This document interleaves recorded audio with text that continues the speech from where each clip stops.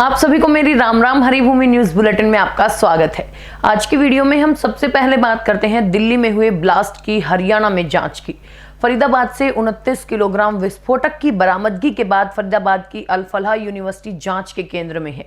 इस यूनिवर्सिटी के 3 लोग आतंकी मॉड्यूल से जुड़े मिले, जिनमें एक असिस्टेंट प्रोफेसर ने खुद को दिल्ली में उड़ा लिया, जबकि 2 डॉक्टर मुजमिल और शाहीन शहीद हिरासत में हैं।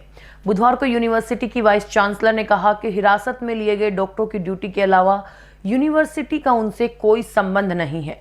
वीसी ने साफ किया कि यूनिवर्सिटी के अंदर कोई विस्फोटक या केमिकल स्टोर नहीं किया गया और लैब का इस्तेमाल केवल MBBS छात्रों की ट्रेनिंग के लिए होता है।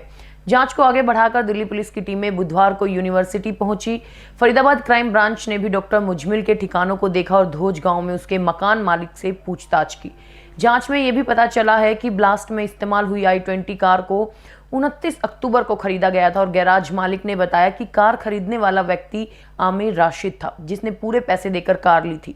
वहीं जम्मू कश्मीर पुलिस ने नूह के रहने वाले मौलवी इश्तियाक को गिरफ्तार किया, जिसे पूछताछ के लिए श्रीनगर ले जाया गया है। इश्तियाक वही व्यक्ति है जिसने फतेहपुर तगा गांव में अपना मकान डॉक्टर मुजमिल शकील को किराए पर दिया था।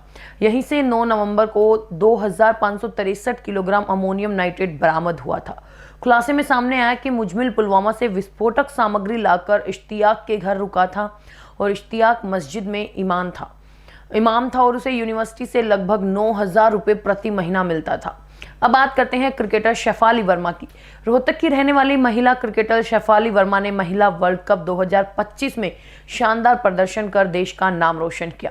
बुधवार को वो परिवार के साथ चंडीगढ़ में मुख्यमंत्री नायब सिंह सैनी से मिली और मुख्यमंत्री ने खेल विभाग की पॉलिसी के तहत शेफाली को 1.5 करोड़ रुपए का नगद पुरस्कार और ग्रेड A ग्रेडेशन सर्टिफिकेट दिया। इस सर्टिफिकेट के आधार पर उन्हें सरकारी नौकरी में डिप्टी डायरेक्टर के पद तक का अवसर मिल सकता है। सीएम नायब सैनी ने कहा कि शेफाली ने पूरे देश का मान बढ़ाया है और वो युवाओं के लिए एक बड़ी प्रेरणा स्रोत है। वहीं हरियाणा महिला आयोग ने उन्हें साल 2026 के लिए अपना ब्रांड एम्बेसडर नियुक्त किया है। आयोग की अध्यक्ष रेणु भाटिया ने कहा कि शेफाली जैसी बेटियों से दूसरी लड़कियों को प्रेरणा लेनी चाहिए। पुरस्कार मिलने के बाद शेफाली ने खिलाड़ियों को प्रोत्साहित करने के लिए हरियाणा सरकार का आभार व्यक्त किया।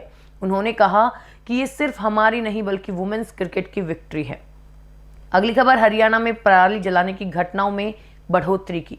पराली जलाने पर वायु गुणवत्ता प्रबंधन आयोग ने 3 जिलों जींद, फतेहाबाद और हिसार के उपायुक्तों को नोटिस जारी किया है। आयोग ने इस स्थिति को गंभीर लापरवाही मानकर कहा कि नवंबर के पहले सप्ताह में आगजनी की घटनाओं में आई तेज वृद्धि आयोग के निर्देशों की अवहेलना दर्शाती है।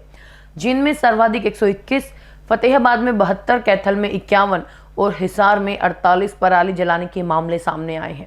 आयोग ने इन डीसी से 17 नवंबर 2025 तक स्पष्टीकरण मांगा है और ऐसा न करने पर वायु गुणवत्ता प्रबंधन अधिनियम के तहत कानूनी कार्रवाई की जाएगी। इधर दिल्ली में बढ़ते वायु प्रदूषण के मामले में सुप्रीम कोर्ट ने भी सख्त रुख अपनाया है। एससी ने हरियाणा और पंजाब सरकारों को उनके राज्य में पराली जलाने की घटनाओं को रोकने के लिए उठाए गए कदमों का डेटा 1 सप्ताह के अंदर पेश करने का निर्देश दिया है। एमएक्स क्यूरी ने कोर्ट को बताया कि वायु गुणवत्ता निगरानी स्टेशनों का डेटा या तो अपलोड नहीं हो रहा है या गलत अपलोड हो रहा है।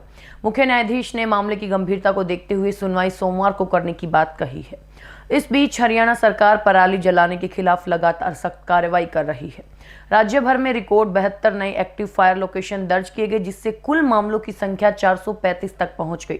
अब तक 95 किसानों की मेरी फसल मेरा ब्यौरा पोर्टल पर रेड एंट्री की गई है, जबकि 100 किसानों के खिलाफ FIR दर्ज की गई है। इसके अलावा निगरानी में लापरवाही करने पर 66 नोडल अधिकारियों और सुपरवाइजरों को कारण बताओ नोटिस जारी किए गए हैं और कृषि विभाग ने सभी अधिकारियों को फील्ड में लगातार निगरानी रखने और तत्काल कार्रवाई करने के निर्देश दिए हैं। बात करते हैं हरियाणा वक्फ बोर्ड के गठन की।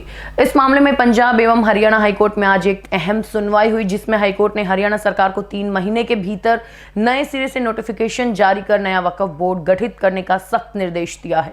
कोर्ट ने यह भी स्पष्ट किया कि नया बोर्ड एक्ट 2025 के तहत गठित किया जाए, क्योंकि वक्फ बोर्ड का गठन साल 2020 से लंबित है, जब चेयरमैन चुनाव पर रोक लगा दी गई थी। इससे पहले हाईकोर्ट ने 6 सितंबर 2024 को जारी पिछली अधिसूचना को चुनौती देने वाली याचिका पर सरकार को फटकार लगाई थी और पूछा था कि आचार संहिता लागू होने के बाद इतनी जल्दी अधिसूचना क्यों जारी की गई।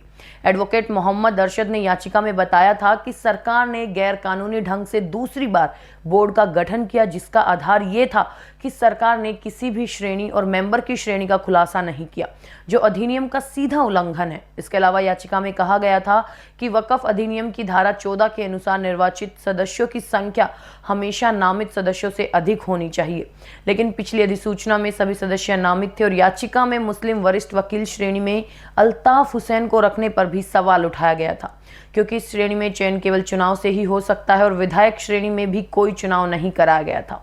हाईकोर्ट के इस नवीनतम आदेश के बाद हरियाणा सरकार को अब 3 महीने के भीतर कानूनी प्रावधानों का पालन करते हुए नए बोर्ड का गठन करना होगा। अंत में बात करते हैं झज्जर की। यहाँ बहादुरगढ़ में सड़क हादसे में सराय औरंगाबाद गांव के रहने वाले 24 वर्षीय योगेश की मौत हो गई। जी हां, सेक्टर 6-7 डिवाइडिंग रोड पर योगेश अपनी स्कूटी से कार्यालय की ओर जा रहा था। कार्यालय से लगभग 500 मीटर पहले उनकी स्कूटी अचानक फिसल गई, जिससे वो सड़क पर गिर पड़े और सिर फटने के कारण उनकी मौके पर ही मौत हो गई। राहगीरों ने उन्हें लहूलुहान हालत में सिविल अस्पताल पहुंचाया, जहां डॉक्टरों ने उन्हें मृत घोषित कर दिया। शुरुआती जांच में आशंका जताई गई है कि सड़क पर हुए पानी के छिड़काव के कारण स्कूटी फिसली होगी और पुलिस घटना के सही कारण का पता लगाने के लिए आसपास के सीसीटीवी फुटेज भी खंगाल रही है। पुलिस ने शव को पोस्टमार्टम के लिए भेज दिया है। हरियाणा की ऐसी ही मुख्य खबरों से जुड़े रहने के लिए हमारे चैनल पर बने रहिए। वीडियो अगर पसंद आया तो उसे लाइक करें, शेयर करें, सब्सक्राइब करें। खबर को अगर विस्तार से जानना है तो हरिभूमि अखबार पढ़ें या फिर हरिभूमि वेबसाइट पर जाएं।